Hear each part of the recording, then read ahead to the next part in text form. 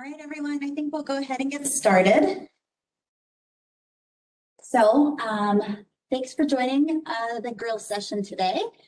Here is the code to log in and to get your CE credit. So make sure you send that in. All right, so today I'm going to be talking about updates in CAR T therapy. And as I'm sure many of you know, I'm Liz Garcia-Jennings, and I'm one of the PGY2 Oncology Pharmacy residents.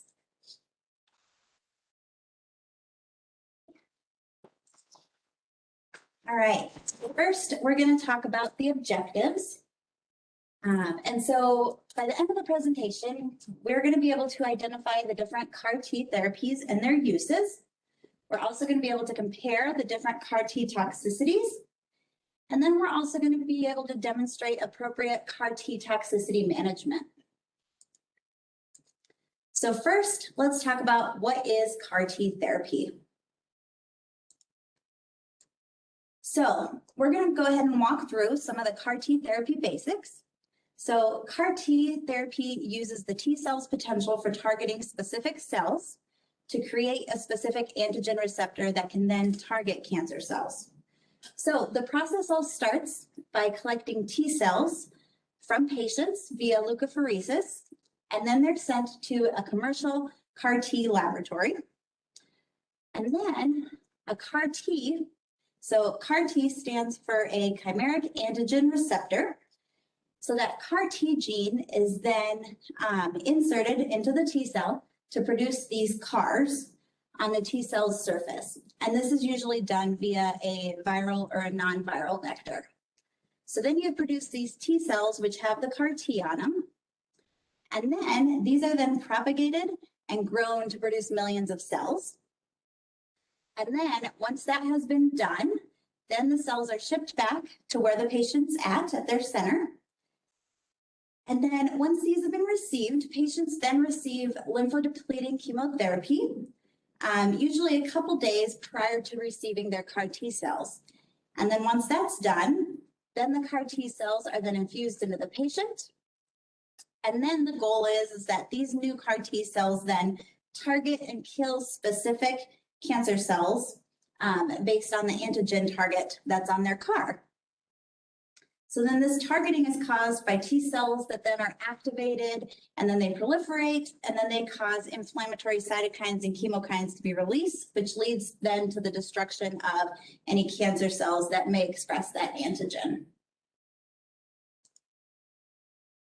So really, I guess we're starting to talk about why CAR T therapy is why it's something we're even talking about today. And so I just wanted to show you the progress that has been made in CAR T therapy in the last few years. So from this timeline, you can see that in 2017, the first two products came out. So that's Kymriah, or Tisagen like Lucille, and then Yescarta, so Exicabtagene Ciloleucel. But then you see we had a few quiet years in the CAR T realm. And then here in the last couple of years, in 2020 and 2021, you see that there's been lots of development with 3 new products. So 2021 was clearly a big year with 2 new products coming out. And I looked at the clinicaltrials.gov website, which actually showed that there's about 750 clinical trials that are currently in progress, recruiting, or are still active as of December 2021. And the interesting part about this is that these clinical trials aren't just for hematologic malignancies or even oncology. So we're seeing this being studied in HIV, in lung cancer, in pancreatic cancer, and so in all sorts of different realms. And so currently, as we'll talk about, we aren't using CAR T in all of these different realms that I just discussed that it's being studied in. But really, that's because we're finding it difficult to really find in solid organ suitable CAR targets. And so really, it's having issues finding that tumor antigen that allows us to create that CAR. And we're also seeing poor trafficking of T cells to the tumor site. And then we're also seeing a hostile tumor microenvironment that is also kind of causing issues down the line. So next, we're going to talk about the current CAR T therapy indications. And so up on the top hand across the bar, you'll see all of the different indications that CAR T therapy can be used for. And on the left-hand side, you'll see the different CAR T products. So to kind of give you some background, CAR T therapy is not currently being used as first-line therapy for any of these disease states. So for example, Garcia-Jennings cellular or Yescarta is being used in large B-cell lymphoma, but that's after 2 or more lines of systemic therapy. And that's generally seen both in large B-cell lymphoma and follicular lymphoma, that it's being used after 2 or more lines of therapy. So for example, also, Cytokine or Abecma is the new multiple myeloma product. And that one is being used for relapsed refractory after 4 or more lines of therapy.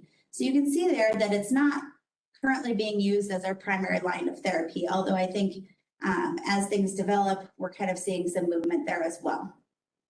And in terms of place of therapy, so CAR T therapy can serve as both curative intent and really disease control.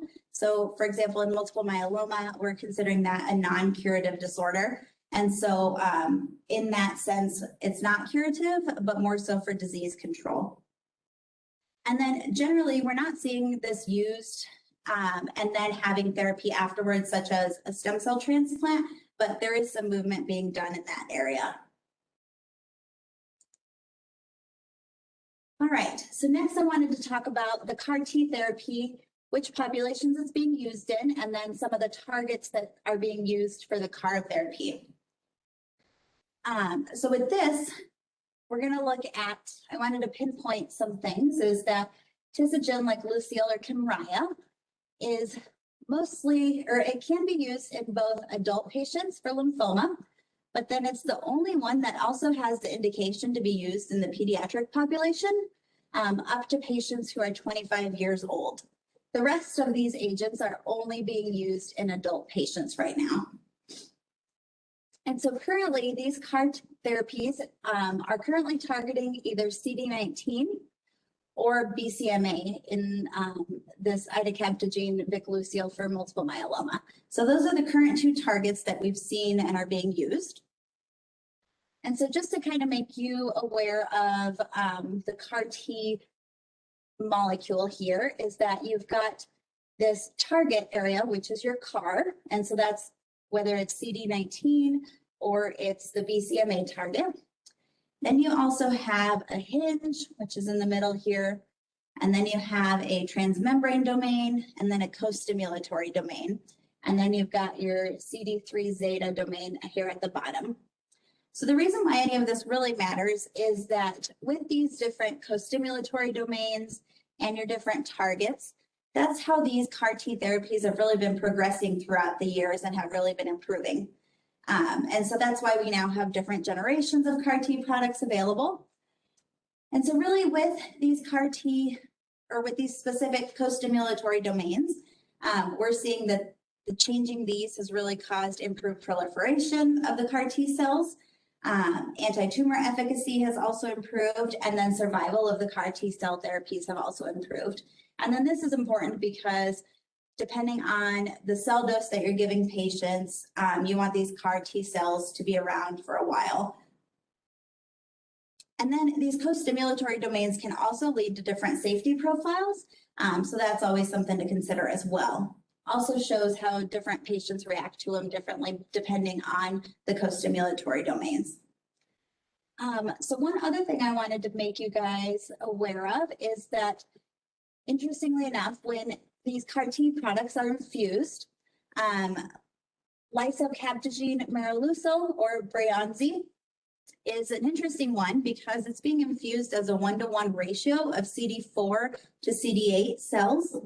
And this is something that the manufacturer has really been pushing as helping to improve the product in the thought of it could increase the chance of creating more predictable levels of CD4 positive and CD8 positive cells, and hopefully helping to have a more equal amount of cells being produced down the line in the patients.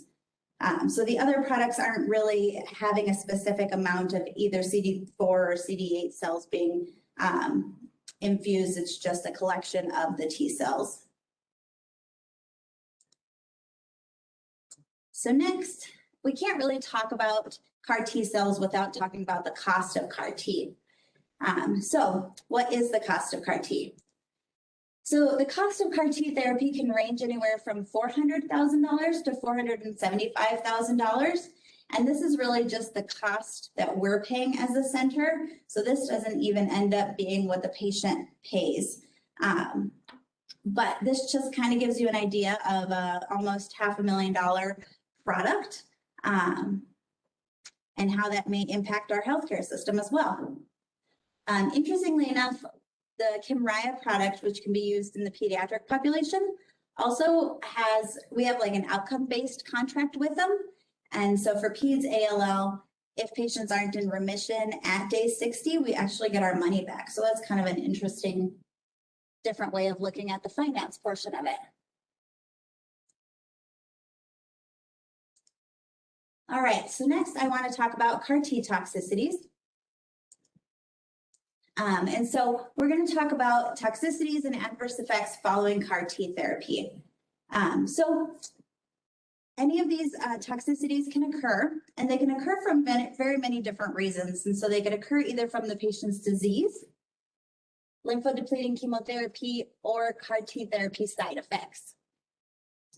There are, so actually during the time that patients are receiving their CAR T therapy and recovering, many can have toxicities both from their disease with having cells being lysed during that lymphodepleting chemotherapy. Lymphodepleting chemotherapy in itself can cause low blood counts, as well as all of the CAR T therapy products have shown that they can cause neutropenia and thrombocytopenia for several weeks following their infusion. And then you've got the CAR T therapy side effects in themselves to worry about after the infusion. Patients also are at increased infection risk after receiving their lymphodepleting chemotherapy and receiving CAR T. And so they're considered severely immunocompromised due to this, which of course opens up a door for opportunistic and community-acquired infections. And so this is something to always keep in the back of your mind. It's always something that you want to be thinking of as a possibility, since these patients are open to that, to having opportunistic infections. So then CAR T therapy really has two hallmark toxicities, and that would be cytokine release syndrome, or CRS, and then immune effector cell associated neurotoxicity syndrome, or ICANS. And we'll chat a little bit more about this as we go. All right, so now I'm going to jump in and talk about a little bit more about the specific CAR T products and give you just an idea about the outcomes that are coming from this therapy. And so we're just going to give a really broad overview here. So first, I wanted to focus on the clinical efficacy. And so we're going to focus on overall response rate, objective response, and then complete remission or response. So as you can see here, patients are really having anywhere in an overall response of 70% to 90%, and then the complete response or complete remission is anywhere between 50 to 75%. So in general, this feels like some pretty good numbers of how patients are responding to the CAR T therapy in terms of their disease control and curative intent. So then the next thing I wanted to focus on is the toxicity. And I guess actually, if we back up to talk about the survival outcome even, you can see here that with progression-free survival, we're having about 65% of the patients for Axicabtagene and Silolucil having 18-month progression-free survival. And so that's also showing us at least some benefit to receiving this CAR T therapy, that patients are getting a good amount of time without progression of their disease. So then now going to toxicity, we talked about CRS and then the neurotoxicity that's available or that can happen. And so CRS, we're seeing that anywhere between 80 to 90% of patients are experiencing some sort of CRS. And then grade 3 or 4 CRS is happening maybe in about 5 to 25% of patients. And then with neurotoxicity, you're also seeing that that can range anywhere between 18% in our idacaptogene Vic-Lucille Abecma population, all the way up to 87% in our axicabtagene Silolucille. So with these numbers, and in these studies where they were originally approved for the CAR T therapy products, most studies ended up using tocilizumab in about 40 to 50% of their patients having CRS. So we'll talk a little bit more about that, but I thought that was kind of an interesting number. And on this screen, I was actually only showing you 3 of the different products, and so we'll look at the rest of them on this next screen. And so here we have the lisocabtagene maraleucel product and Tisagen-like-Lucille. So again, with efficacy, we're seeing about the same types of numbers. In large B-cell lymphoma, it was a little bit lower with overall response rate and complete remission. But then our progression-free survival was anywhere between 6.8 months to 21 months for overall survival. So then next with toxicity here, you can see it's about the same as the last one, except CRS is here, I feel like a bigger range with 42% all the way up to 88% with Tisagen-like-Lucille. And neurotoxicity seems about the same with these 2 products to me.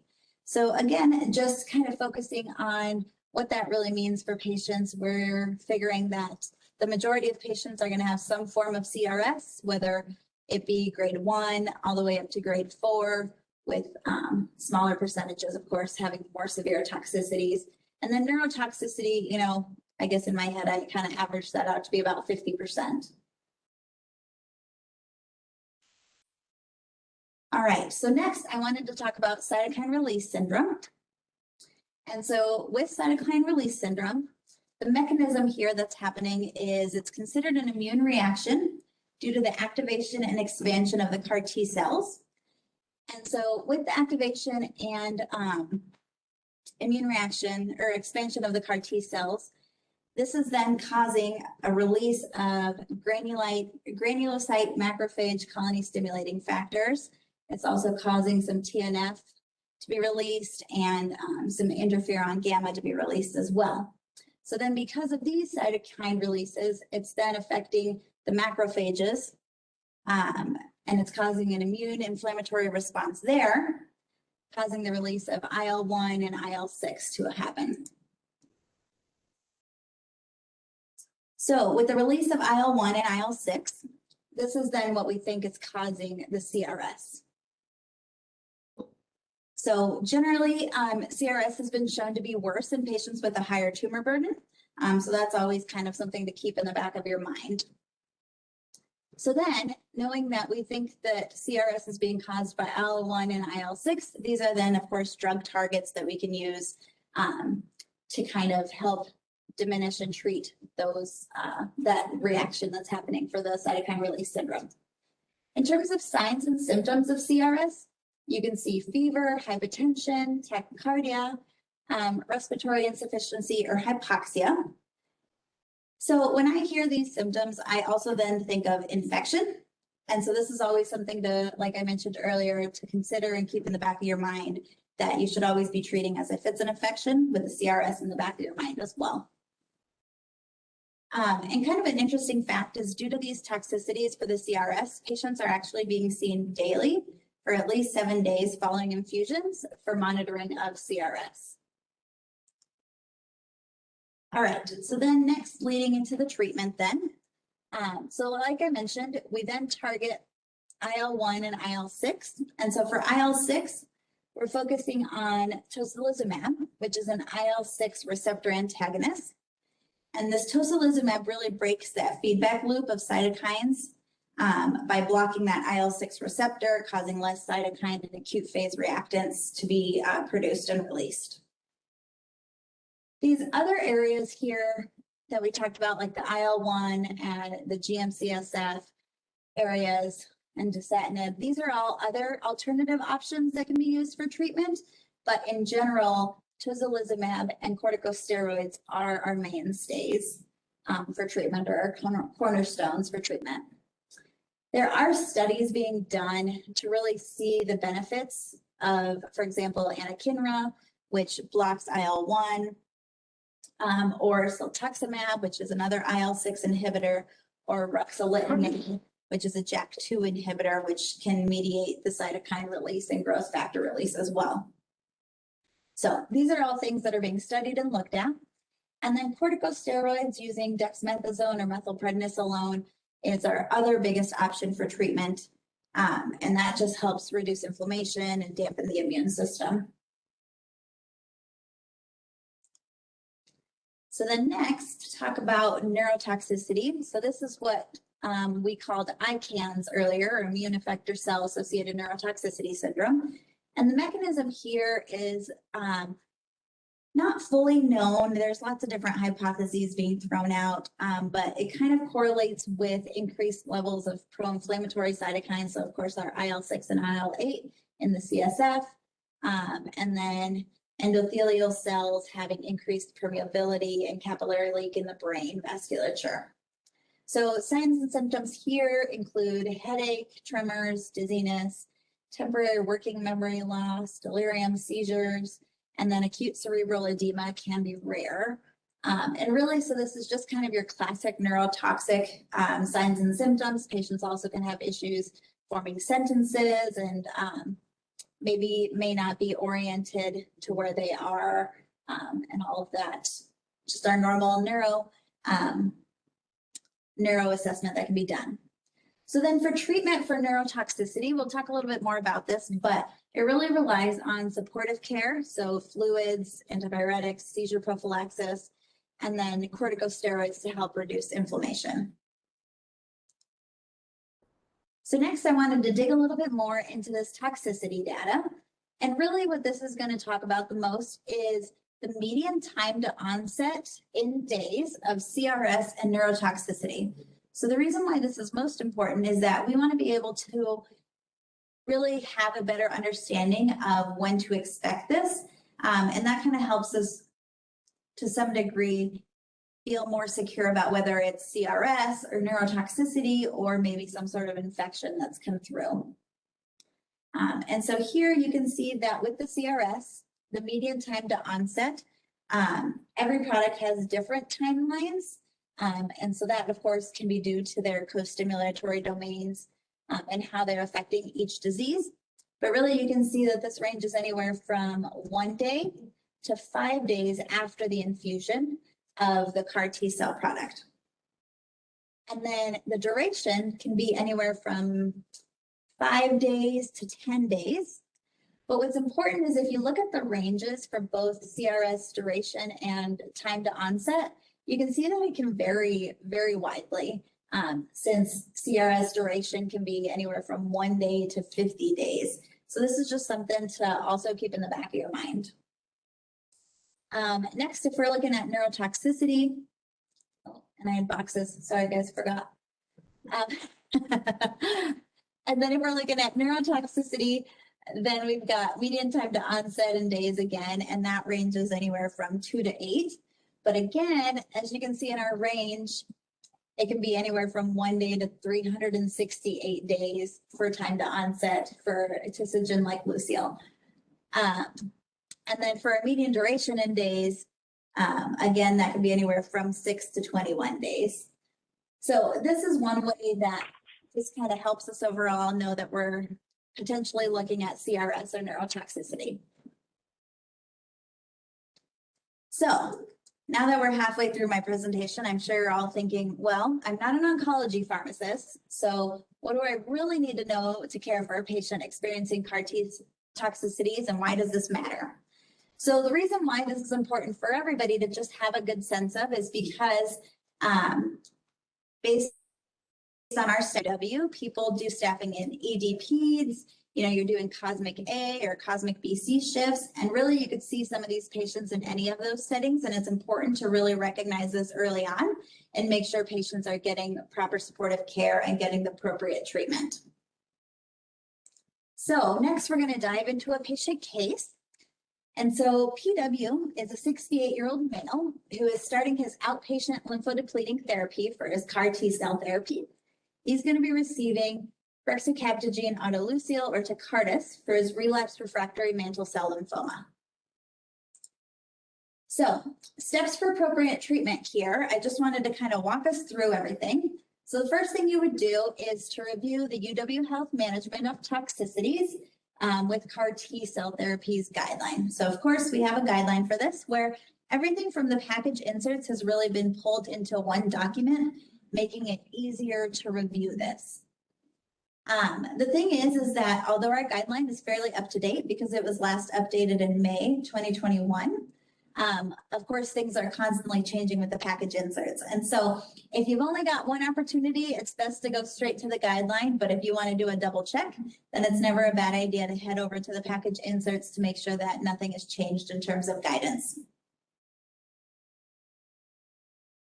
So after you've reviewed the guideline, in the guideline, it'll walk you through that the next step is grading the patient's toxicity. So you really want to grade their CRS or their ICANS and determine which grade it is, so grade 1 through 4. Next, you want to decide if the patient needs treatment based on the grading, the type of toxicity they're having, patient's overall clinical status, and then the product that they received.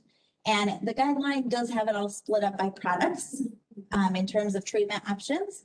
And so you'll want to focus on that. And then there's also different guidelines for CRS versus ICANS. And I know this all starts to sound very confusing, but we're going to walk through it all so that if this ever happens to you, we've got it all figured out.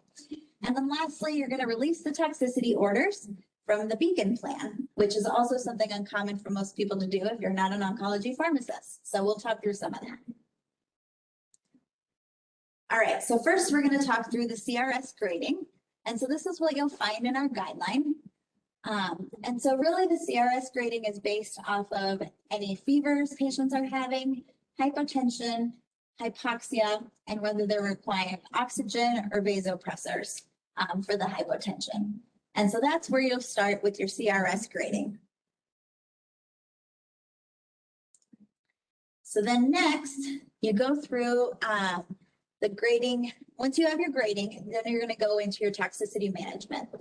So if your patient has grade 1, which means that they really just have a temperature above 38 degrees Celsius, then depending on your product, you decide if you're going to use tocilizumab or corticosteroids. And so here, in general, our treatment starts with tocilizumab, as there has been some data to show that steroids, there was originally some thoughts that steroids could dampen down the CAR T therapy and whether it reduced its overall effect. So we start with tocilizumab. And so the tocilizumab shortage, which we'll talk about a little bit more later, but it's definitely caused us to double think about when we're using tocilizumab first right up front and when we're going to continue to walk or monitor the patient. So I know there's lots of information up here, but we're going to focus on lysocabtagene, and then I'm going to pinpoint some of the important things throughout. So with the lysocabtagene, you start with tocilizumab if it's been less than 72 hours after the infusion and your patient is starting to have grade 1 toxicities. And really the important word here is consider tocilizumab, because at this point in time, the physician may decide that they want to hold off and maybe watch the patient for another 24 or 12 or 24 hours to see how they're doing and how their clinical status is overall. And so another difference here to look at is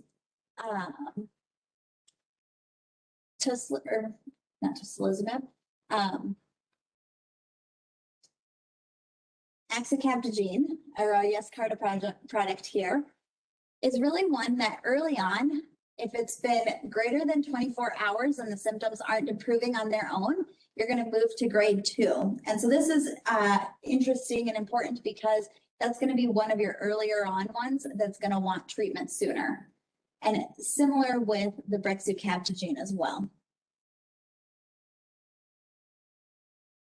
And then tisagenlecleucel, really for grade 1, focuses on symptom management and excluding other causes, and again, focusing on infections. And really focuses on if your patient is neutropenic, then you want to make sure they have antibiotics on per policy. And so that's something that we generally do a really good job at. And so again, something that you should always be thinking about if you ever see one of these patients. Dexamethasone is an option, but like I mentioned, we usually don't do it early on at this stage. All right, so then with grade 2 toxicity management, so now your patient has become hypotensive, but they're not quite requiring vasopressors. The next step here then, focusing on the lysocabtagene, is to start tocilizumab. And you start with 8 milligrams per kilogram IV with a maximum dose of 800 milligrams. Technically, it says you can do it every 8 hours as needed, but really, we'll talk about this later in our Beacon plan. It's built where you just do a once order first, and then later you assess your patients after 8 to 12 hours to see how they're doing, and hopefully you have improvement. Most of our patients do see improvement after just one dose of tocilizumab. So generally, you don't have to do more than one. And as you can see here with grade 2 toxicities, just the thing to focus on is that across the board, you are seeing that tocilizumab is starting to be used in each of these situations. Some other general things here is that you can do a maximum of 3 doses in 24 hours and then 4 doses overall in the patient's course. Here we also start to talk about other alternatives, especially in Tisagen like Lucille, if you haven't seen any improvement after a certain amount of time. And so that's when you start to consider if you're going to add steroids or not. But usually with grade 2 toxicity, we'll start with tocilizumab and then just really continue to monitor the patient and determine if they're worsening or not. Of course, if they're worsening and have then progressed to grade 3, then we'll kind of talk about that on the next slide. But for now, we're going to transition back to our patient case and talk about PW, because even though he got his lymphodepleting chemotherapy outpatient, he was now admitted to B66.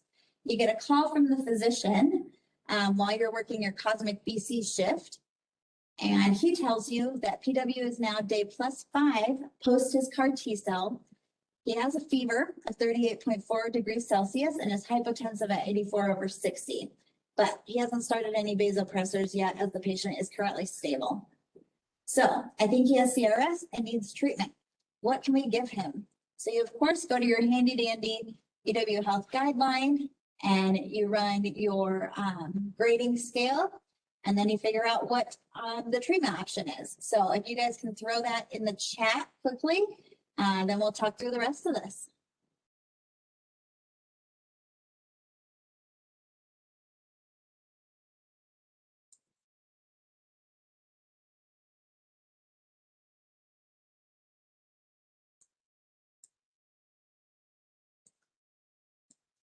Excellent. We've got a couple Bs coming through.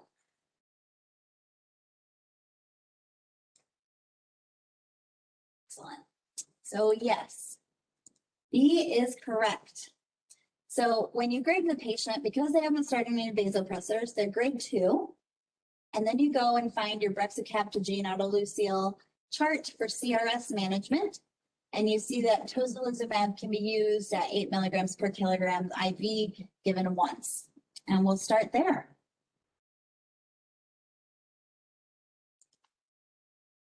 So next, we have moved on to our grade 3 management. And so for grade 3 here, again, you can see that really it's our baseline of tocilizumab. And then once we feel like the patient hasn't gotten much benefit from that, and is either continuing to worsen or not improved, then we'll start to look at the steroids.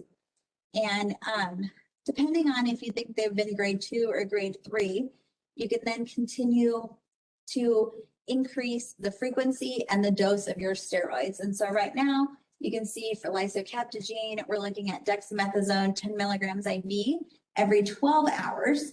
And with previous grade 2, it was, you could do it either every 12 or 24 hours.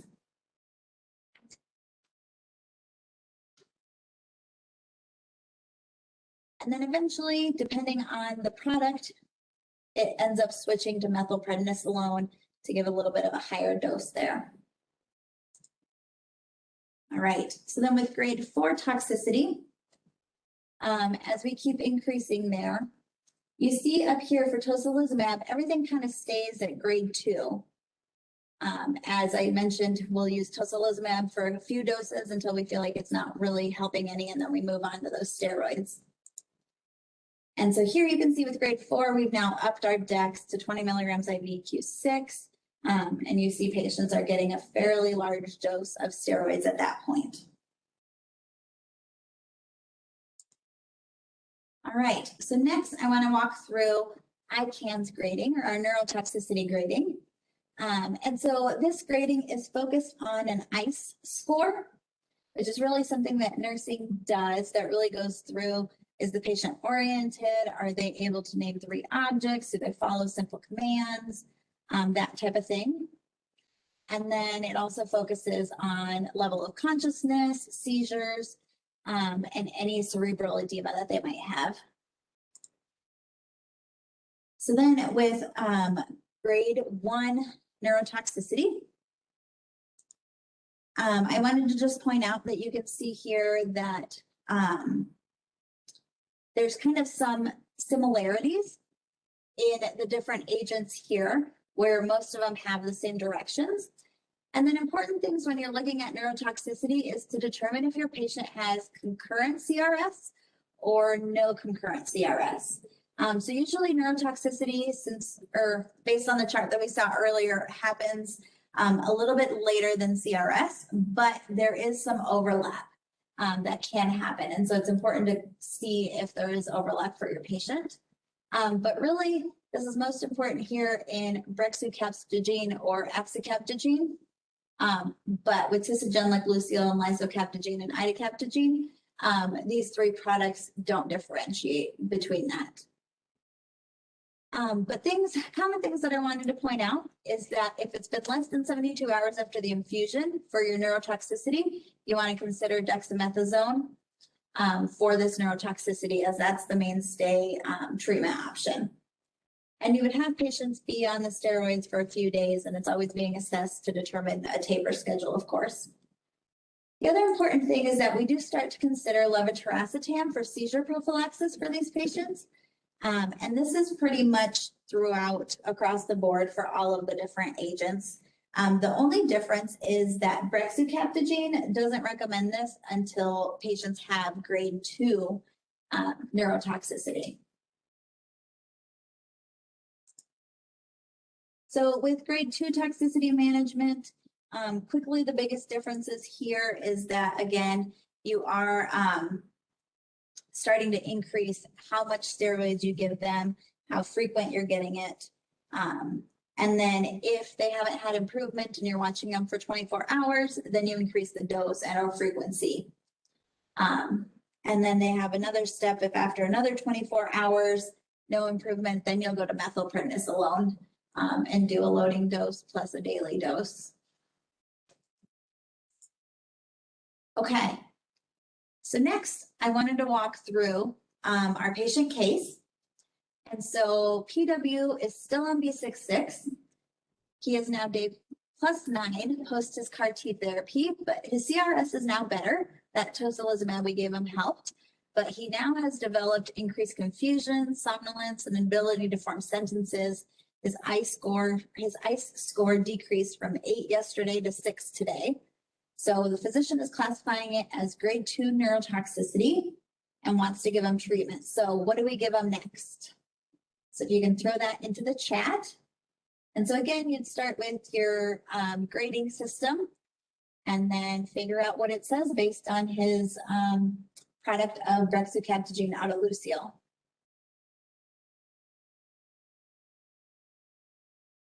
Right, and I'm seeing a couple A's coming through the chat. Thank you. And so that is correct. We would go with dexamethasone, 10 milligrams IV every 6 hours here based on our algorithm.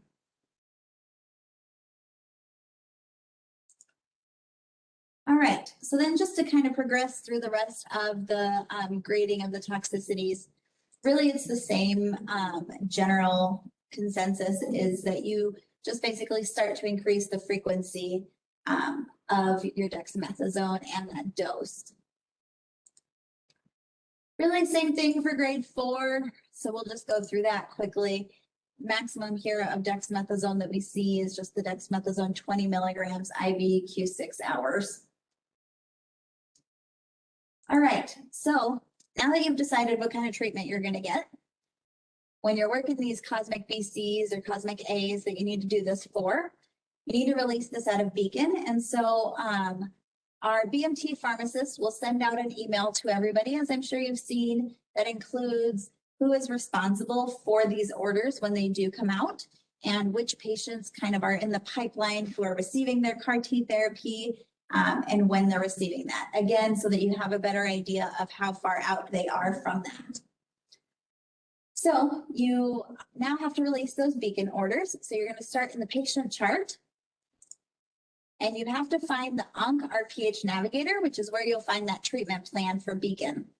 And it can either be in your 3 dots, or it might also be in your little arrow or drop down and be in your rarely used.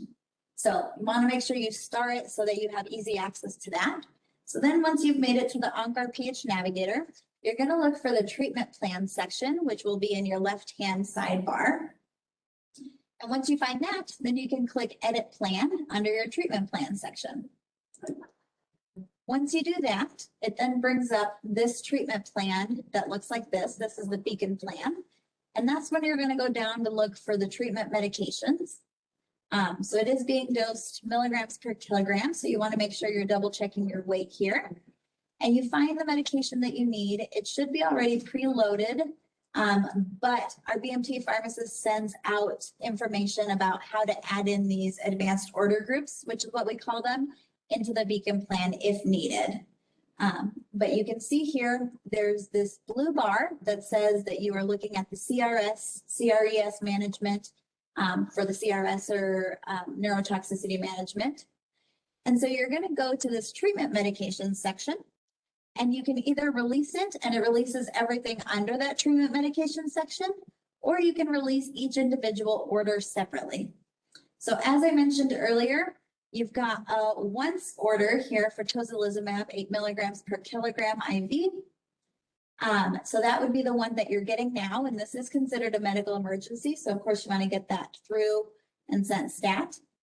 But then there's also this PRN notify pharmacy when needed order, which that would be used for any of the Q8-hour doses to be given later if they decide that the patient needs further treatment.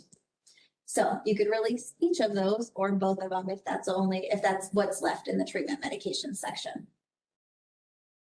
Usually there is steroids later on below this as well. So you just want to make sure that you're not releasing everything if you don't want the steroids right now. All right, so then next, of course, as I'm sure everybody has heard, there is a tocilizumab shortage with COVID. So with all the CAR T therapies, there is a risk evaluation and mitigation strategy program, so a REMS program. And this REMS program requires that the institution has 2 doses of tocilizumab on site and reserved and earmarked for each patient who is receiving the CAR T therapy prior to their infusion. So I don't know if you guys have ever seen our WebEx messages asking to confirm that there is tocilizumab stored for our patients. And the reason for that is because of the REMS program and because tocilizumab has been the current only IL-6 receptor antagonist that has been tested and approved for CAR T therapy. So we keep those 2 reserved. And like I mentioned, there are alternative options that we can use, but really the most benefit has been seen with tocilizumab. So then COVID has caused an increase in the use of tocilizumab due to that cytokine type storm that can happen when patients do get COVID as well. And so really this toci shortage has been due to manufacturing capacity and supply issues with increased demand. So it'll be interesting now with newer COVID therapies, if that's going to affect the tocilizumab shortage at all, or if we're going to continue to be in this strategy. But I feel like all of our pharmacists here have been really focusing on that shortage and been good stewards of tocilizumab as well. All right, so to summarize, there are currently 5 CAR T therapies available for a few different hematologic malignancies. CRS and neurotoxicity are two of the hallmark toxicities of CAR T therapy. And then tocilizumab and corticosteroids are the cornerstone of CAR T toxicity management. And then I'll be ready to accept any questions you may have.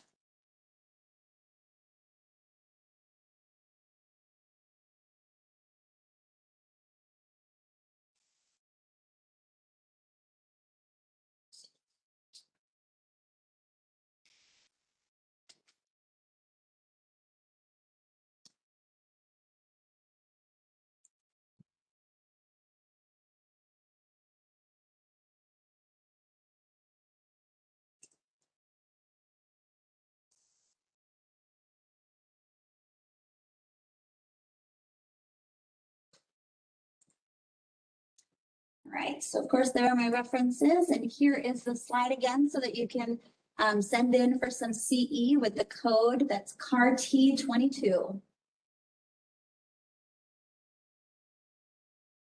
right, well, if anybody has any questions, let me know. I'd be happy to discuss a bit further. Oh, yeah, we have a question here in the room. Go ahead, do you know the difference in mechanism of action of ciltocimab and tocilizumab and the place in therapy for both of those? Yeah, so the question was what the mechanism of action difference is between tocilizumab and ciltocimab, and what the difference in the use of it is really, or the place in therapy here. So it was interesting because I kind of had that thought as well, and I didn't dig too much further into it, but the tocilizumab was an IL-6 receptor antagonist, as was ciltocimab.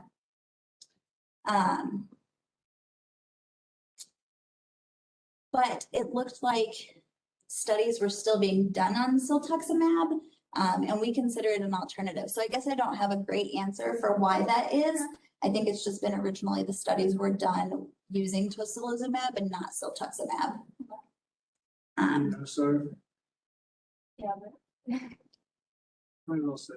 I think ciltocimab targets the IL-6 itself, whereas tocilizumab does the receptor. So like if you don't get response with tocilizumab, especially if you have the neurotoxicity, you can use ciltocimab and see if you get a response. Okay, yep. So the teaching point there is that's why all those algorithms have separate for whether or not ICANS is concurrent with CRS or separate in CRS. Because the theoretical concern is that if tocilizumab doesn't penetrate the CNS and only covers the receptor. So if you use tocilizumab in a patient who had ICANS, it would cover up the IL-6 receptors and could push extra IL-6 into the CNS. Right. Okay. Versus ciltocimab, by binding the IL-6 directly, that would not be a concern. Mm-hmm. Yeah, so the final answer over here was that ciltocimab directly binds IL-6 versus tocilizumab specifically binds the IL-6 receptors. And so where that really plays most into play is with the neurotoxicity. By binding the IL-6 receptors, tocilizumab can then push more of that IL-6 to go into the brain and could, in theory, worsen neurotoxicity, versus ciltocimab could then be used to directly target the IL-6 molecules, and you wouldn't be having that increased push into the into the brain. So thank you. Yeah. All right. Well, let me know if there's anything else. Otherwise, make sure you sign in and send that code in. Thanks, everyone.